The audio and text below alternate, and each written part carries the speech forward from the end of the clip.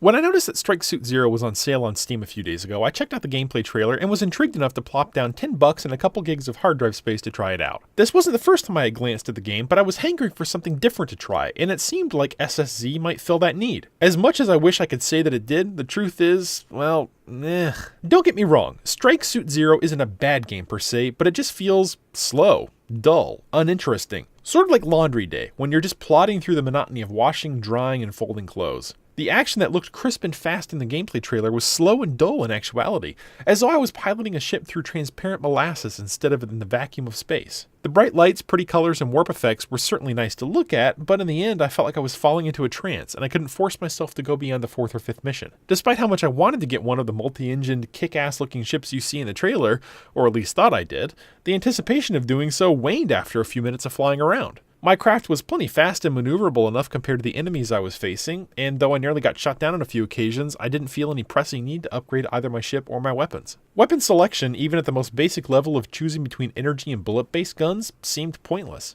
Aside from the fact that energy-based weapons don't ever run out of ammo, there was so little visual and auditory difference between the two types that I just plain kept forgetting to switch between them to take advantage of the unique benefits each type offers. Missiles were cool though, in that once I had a few silos available, I could just spam lock on missiles for 75% of the mission and not have to worry about aiming much at all. The voice acting ranges from subpar to decent, and I was thankful that the game didn't try to animate the characters' faces. The time it took me to forget their names was so short that I would have felt bad had extra work gone into making them feel more alive. Again, all of these smaller issues can be traced back to my main issue with the game. It just feels slow and boring. It's not that I think Strike Suit Zero is bad, or that it does a lot of things wrong, it just feels mediocre. Which is okay, I guess, since the game was just $10 on sale, but there are so many other $10 games that far outweigh it in terms of raw fun. Instead of getting me pumped up and feeling like I'm in an awesome space simulator, I felt like I was babysitting my wards in the missions while stifling a yawn and having to prop my eyelids open with toothpicks. I'm sure Strike Suit Zero will appeal to some folks, but I'm definitely not one of them. As I'm working on this review, I just noticed that the Strike Suit Infinity is on sale for less than $4. Billed as Zero's evil twin, a lean, mean arcade experience that cranks it up to 11 for the ultimate adrenaline rush, it certainly sounds appealing just for the fact that it might be faster paced than Strike Suit Zero.